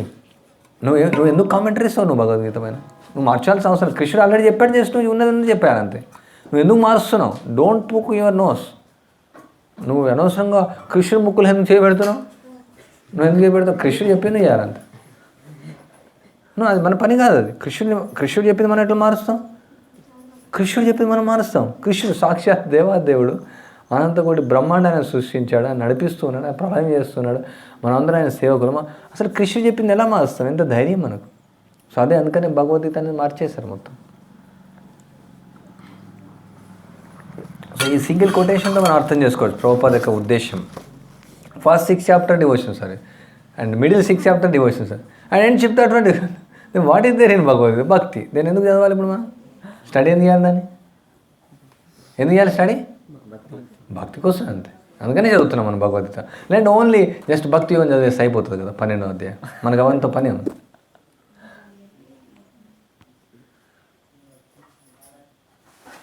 Okay, మనం అనుకో దైవాసుర సంపద్ విభాగ యోగం, దేవతల గురించి, అసుల గురించి అది భక్తి ఎట్లా అవుతుందంటే, ఎస్ మనం అసలు కాకుండా ఉండాలి. భక్తులు అసలు కాదు కాబట్టి అసలు లక్షణాలు పెంపొందించుకోవద్దని ప్రభుపాద చెప్తారు. మొదటి చాప్టర్లో అన్ని యుద్ధంలో ఉన్నటువంటి వీరుల గురించి ఉండే మొదటి అధ్యాయంలో. అది కూడా భక్తి అని చెప్తున్నారు ప్రభుపాద. వాళ్ళ పేర్లు చెప్పడం కూడా. అది ఎట్లా? దుర్యోధన పేరు, దుశ్శాసన పేరు, తర్వాత కర్ణుని పేరు, వాళ్ళంతా మోసం చేసినటువంటి వాళ్ళు, ద్రౌపదిని వివసం చేసి వాళ్ళ పేరు చదివితే భక్తి ఎట్లా అవుతుంది?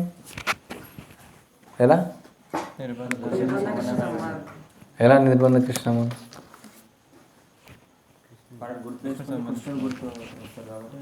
వాళ్ళని గుర్తు తెచ్చుకుని కృష్ణుడు గుర్తొస్తాడు. ఆ విధంగానే గుర్తు చేసుకోవాలని కృష్ణుని, దుర్మార్గులను గుర్తు చేసుకుని కృష్ణుని గుర్తుంచుకోవాలా?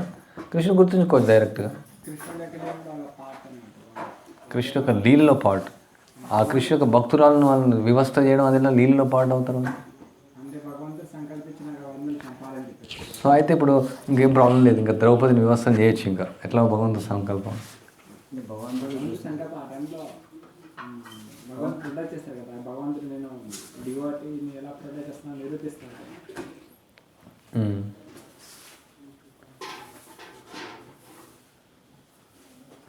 ప్రభుపాద నిర్బంధ కృష్ణ సంబంధే.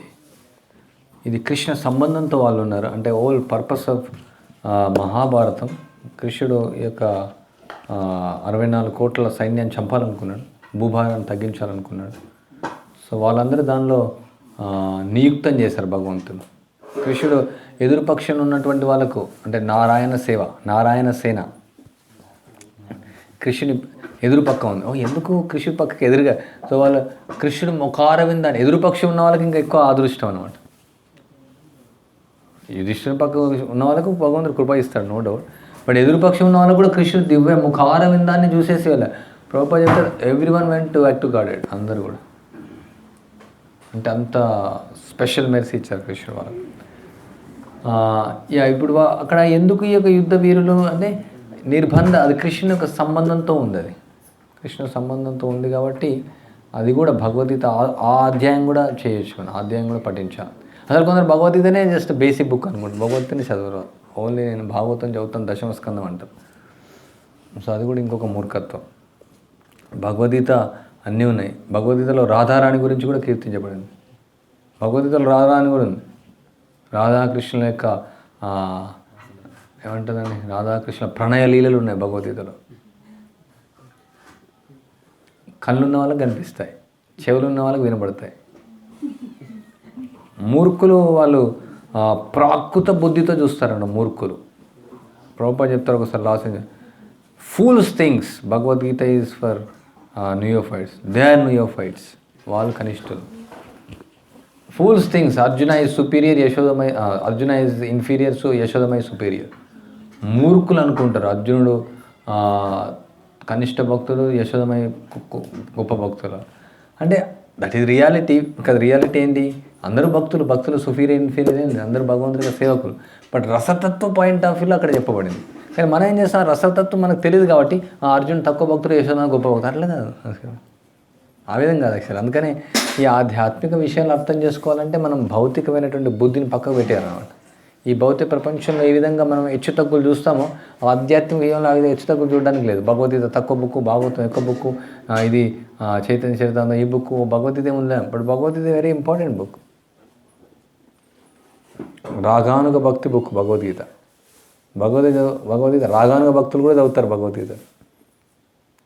ఎందుకు, కృష్ణుడు చెప్పినటువంటిది. రాగానుగ భక్తులు అంటే వాళ్ళు కృష్ణుని ఆరాధించలేదు, సాక్షాత్తు కృష్ణుని యొక్క దివ్య ముఖారం మీద నుంచి వచ్చింది, ఆయన పెదవుల నుంచి వచ్చింది, ఆయన నాలుక నుంచి వచ్చింది, కృష్ణుడి నుంచి వచ్చింది సాక్షాత్తుగా. సో భగవద్గీత ఏదో బేసిక్ బుక్, ప్రైమరీ బుక్ అని అనుకోవడానికి లేదు, అన్నీ చెప్పబడ్డాయి. భగవద్గీత చెప్పలేనిది ఏముంది, ఎనీథింగ్ భగవద్గీత చెప్పని ఏమైనా ఉందా? భగవద్గీత చదివితే చాలు, భగవద్గీత వెళ్ళిపోతాం, ఇంకా వేరే బుక్ చదవకుండా కూడా అన్నీ ఉన్నాయి, ఎవ్రీథింగ్ ఇస్ దే. మనం అర్థం చేసుకునే అంతే. సో ఇక్కడ పాయింట్ ఏమంటే భగవద్గీత అంతా కూడా భక్తి యోగం. విశ్వనాథ్ చక్రవర్తి ఠాకూర్ ఏమి వివరిస్తారంటే, బలదేవ్ విద్యాసాగర్ ఆచార్యుల కామెంట్ ఏమంటే 2 విధాలుగా అర్థం చేసుకోవచ్చు. ఇప్పుడు మనం 10th ఫ్లోర్కి వెళ్తున్నాం, ఎక్కడికి వెళ్తున్నాం, 10th ఫ్లోర్కి వెళ్తున్నాం అని చెప్తాం. బట్ పర్పస్ ఏంటంటే 10th ఫ్లోర్కి వెళ్ళడం, మన అతను 2వ స్టెప్, 3వ స్టెప్, 4వ స్టెప్, 5వ స్టెప్, 6వ స్టెప్ వెళ్తే 10వ స్టెప్కి వెళ్తాం. సో ఈ కర్మయోగం, జ్ఞానయోగం, ధ్యానయోగం, దీన్ని యోగా ల్యాడర్ అంట, యోగ ఆరుక్షు. సో యోగ నిచ్చెన అని చెప్పవచ్చు. సో యోగ నిచ్చెన కర్మయోగం, జ్ఞానయోగం, ధ్యానయోగం, భక్తి యోగం. సో కాబట్టి ఈ యొక్క కర్మయోగం యొక్క ఉద్దేశం, జ్ఞానయోగం యొక్క ఉద్దేశం, ధ్యానయోగం యొక్క ఉద్దేశం భక్తి యోగానికి రావడం. కాబట్టి ఈ కర్మ, జ్ఞాన, ధ్యానం అది భక్తి యోగం అని చెప్పవచ్చు. అదొక ఎక్స్ప్లెనేషన్. ఎక్కడికి వెళ్తున్నాం, 10th ఫ్లోర్, లిఫ్ట్ ఉంది, 10th ఫ్లోర్కి వెళ్తున్నాం మనం. అంటే 10th ఫ్లోరే మనం కౌంట్ చేయదు. అంటే ఈ యొక్క మిగతా అన్ని కూడా 10th ఫ్లోర్ వెళ్ళడానికి సహాయం చేస్తున్నాయి. సో కాబట్టి ఈ కర్మయోగం, జ్ఞానయోగం, ధ్యానయోగం ఉద్దేశం భక్తి యోగంకి వెళ్ళడం కోసం కాబట్టి దాని యొక్క పర్పస్ అదే అవుతుంది. కాబట్టి దాని యొక్క ఆ విధంగా చెప్పొచ్చు. ఈ కర్మయోగాన్ని, జ్ఞానయోగాన్ని, ధ్యానయోగం కూడా ఆ పర్పస్ అదైనప్పుడు. ఇప్పుడు వాళ్ళ యొక్క పర్పస్ ఏం చేస్తారంటే కర్మయోగంతో ఎండపోయిపోతారు, వాళ్ళు జ్ఞానయోగంతో ఎండపోయిపోతారు. దాని యొక్క పర్పస్ అది కాదు కృష్ణుడు ఇక్కడ చెప్పింది. అందుకని ప్రత్యక్ష విధానం, పరోక్ష విధానం. ఈ యొక్క పరోక్ష విధాన పద్ధతిలో వాళ్ళు కర్మకాండను ఆచరిస్తారు, తర్వాత దానికి పవిత్రమవుతారు, కర్మయోగాన్ని వెళ్తారు, దాని ద్వారా పవిత్రమవుతారు, జ్ఞానయోగాన్ని వెళ్తారు, దాని ద్వారా పవిత్రమవుతారు, ధ్యానయోగాన్ని వెళ్తారు, దాని ద్వారా పవిత్రమవుతారు, భక్తి యోగానికి వెళ్తారు. సో ఈ ప్రత్యక్ష విధానం డైరెక్ట్ భక్తి యోగం చేస్తారు. So already included everything. So ఈ పరోక్ష విధానంలో కూడా పర్పస్ మిస్ అయిపోవద్దు అనమాట. మనం వెళ్ళేది ఈ యొక్క జ్ఞాన ఇవన్నీ కూడా ఈ యొక్క మార్గాలు, వేరు మార్గాలన్నీ కూడా భక్తి యోగం వెళ్ళడం కోసమే. మనం ఇక్కడ ఓన్లీ కర్మయోగం ఇవ్వబడింది ఎందుకంటే జ్ఞానయోగం కోసమే, కానీ కర్మయోగంలో అంతం కావడం కోసం కాదు. సో అందువల్ల ఈ భగవద్గీతలో ముఖ్య ఉద్దేశం భక్తి యోగం తీసుకొని రావడం ప్రతి ఒక్కరిని. కాబట్టి ఏది ఇచ్చినది భక్తి యోగం, ఆ విధంగా కూడా మనం వివరించవచ్చు అనమాట. అంటే ప్రజలు అడుగుతారు ఈ ప్రశ్న, మరి మీ స్వామీజీ ఎందుకు కర్మయోగం అంటే మీరు భగవద్గీత యథార్థం అని చెప్తున్నారు, ఇక్కడ కర్మ అని ఉంటే క్లియర్గా భక్తి అని రాశారు, ఇందులో జ్ఞానం అంటే భక్తి అని రాశారంట. యాక్చువల్లీ ఇక్కడ కృష్ణుడు భక్తి యోగమే చెప్పారు, యాక్చువల్ వేరే ఏం చెప్పాలి ఇందులో. మనం ఈవెన్ శ్లోకాలు కూడా లేదు అట్లా మీనింగ్, జస్ట్ భక్తి యోగం, వెరీ క్లియర్ భక్తి యోగం గురించి చెప్పారు. మనం డీటెయిల్గా వెళ్ళినప్పుడు అవన్నీ అర్థమవుతాయి మనకు. అది ఎట్లా ఇది భక్తి యోగం, ఓన్లీ కేవలం భక్తి యోగం అనేసి. ఫస్ట్ 6 చాప్టర్ భక్తి యోగ, నెక్స్ట్ 6 చాప్టర్ భక్తి యోగ అండ్ లాస్ట్ 6 చాప్టర్ భక్తి యోగ. సో భక్తి యోగ ఇది అల్టిమేట్. సో కాబట్టి మన యొక్క భక్తి యోగాన్ని పురోగతి కోసం ఈ భగవద్గీత మనకు సహాయం చేస్తుంది. సో మన డీటెయిల్గా కర్మయోగం జ్ఞానయోగం ఇంకా డీటెయిల్ వెళ్ళాలని నేర్చుకోవచ్చు, మనం అంత డీటెయిల్గా వెళ్ళట్లేదు. But some details Krishna told, okay కర్మయోగం ఎట్లా వేయాలి, జ్ఞానయోగం ఎట్లా వేయాలి సంథింగ్. బట్ దాని యొక్క పర్పస్ భక్తి యోగం. ఓకే, రేపు మనం ప్రీఫేస్ చార్జ్ చేస్తాం. తొలిపలుకు లేదు, తొలిపలుకు అంటే తొలిపలుకు పూర్వంగం అధ్యాయాలు అయిపోతాయి, రేపు స్టార్ట్ చేస్తాం. హరే కృష్ణ కృష్ణ కృష్ణ హరే హరే, హరే రామ హరే. సో దయచేసి మీకు సమయం ఉన్నప్పుడల్లా భగవద్గీతనే చదవండి. ఇప్పుడు వేరే బుక్లు ఆపేసి మీ రెగ్యులర్ రీడింగ్ భగవద్గీత చదువుతుంది మీకు సహాయం అవుతుంది అది. ఎందుకంటే అప్పుడు క్లాస్ అనేది రిలేట్ అవుతుంది.